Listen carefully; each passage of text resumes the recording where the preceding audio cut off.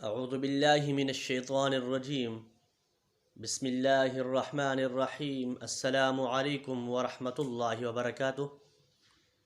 میرے پیارے دوستو، امید ہے کہ آپ خیریت سے ہوں گے۔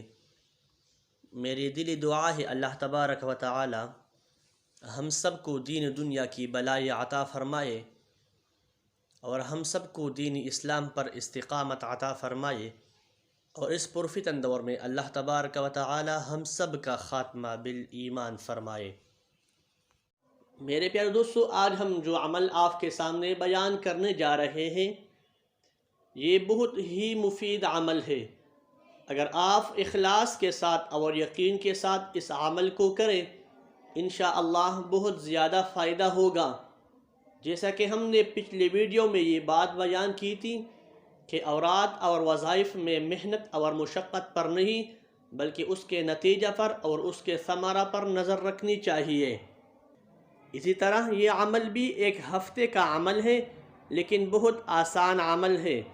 ماہ رجب میں کسی بھی ہفتہ میں پیر کے دن سے یہ عمل شروع کرو اور ایک ہفتہ تک مسلسل یہ عمل کرو، انشاءاللہ بہت زیادہ فائدہ ہوگا۔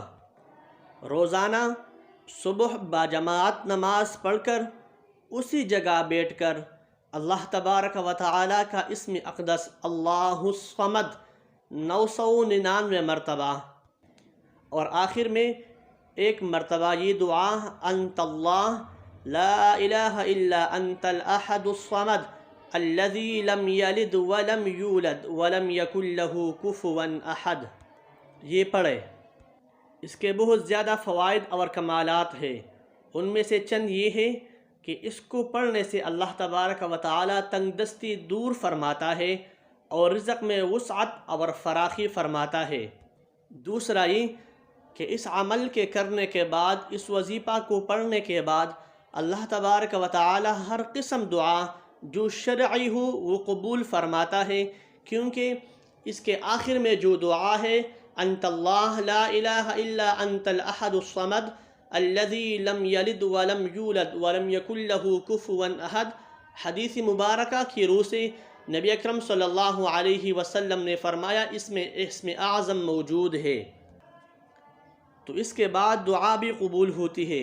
تیسرا یہ کہ اگر آپ یہ عمل پورا کرو 1000 مرتبہ اور اس کو کسی پانی فردم کر کے بیمار کو پلا دو، انشاءاللہ اللہ تبارک و تعالی اس اسم اعظم کے وسیلہ سے اللہ الصمد کے وظیفہ پڑھنے سے اللہ تبارک و تعالی اس بیمار کو شفا دے گا۔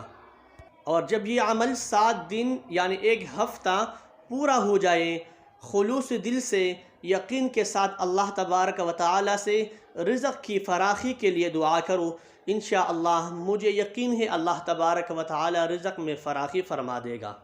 میرے پیارے دوستو، اگر آپ کو ہماری یہ ویڈیو پسند آئی ہو تو ہماری ویڈیو کو لائک کرنا، شیئر کرنا، ہمارے چینل کو سبسکرائب کرنا اور ہمیں اپنی دعاؤں میں یاد کرنا نہ بھولیے گا۔ والسلام۔